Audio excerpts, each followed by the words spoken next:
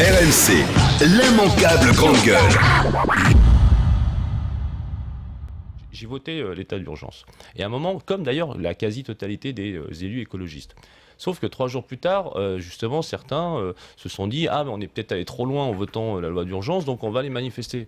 Mais non, on ne peut pas aller manifester dans cette situation-là. On ne peut pas faire l'état d'urgence et on ne peut pas aller manifester comme si il ne s'était rien passé. Donc le gouvernement a interdit. Il a bien fait.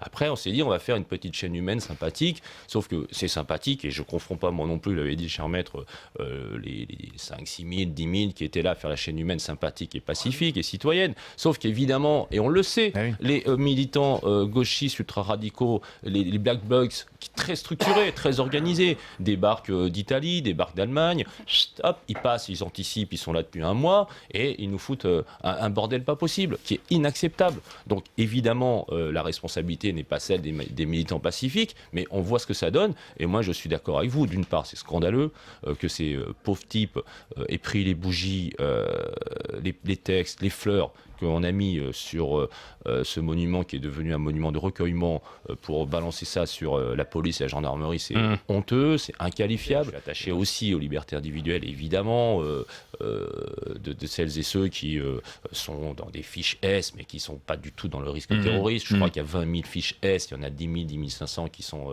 liées au djihad.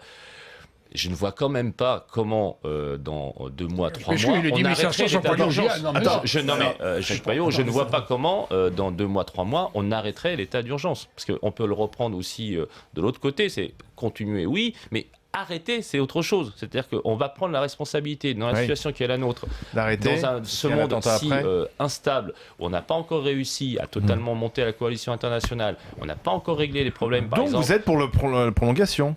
Dans une situation qui a été décrite par le ministre de l'Intérieur, je vais suivre de près le contrôle parlementaire, mais je dis les choses telles qu'elles sont. Si dans 3 mois, on est dans le même niveau de risque, oui, il va falloir prolonger. RMC, l'immanquable grande gueule.